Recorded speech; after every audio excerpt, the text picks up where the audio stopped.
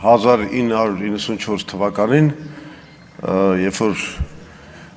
պետական այցով Լևոն Տեր-Պետրոսյանը գտնվում էր Վաշինգտոնում, այնտեղ մի ընդունելություն եղավ Բիլ Քլինթոնի կողմից տրված, Բիլ Քլինթոնի ձայնը խզված էր եւ նա պատվիրակեց այդ ելույթը իր կնոջը, ինձ մոտ էլ է այսօր ձայնս խզված, բայց քանի որ կինս մի քիչ ջերմ տենց շատ զգացմունքներ չի տածում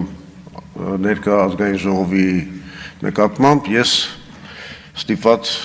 պետք է ինքս այս ելույթը ունենամ եւ միանգամից կուզեի անել հետեւյալ հայտարարությունը, որևէ ավելորդ դատարկ խոսակցություններից զերծ մնալու, տարբեր մեկնաբանություններ, բամբասանքներ եւ ասեկոսերներ հերքելու համար միանգամից հայտարարում եմ, որ Հայ ազգային կոնգրեսը չի պատրաստվում դաշինք կամ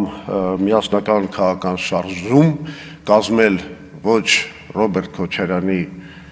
ոչ էլ Սերժ Սարգսյանի ղեկավարած քաղաքական ուժերի հետ։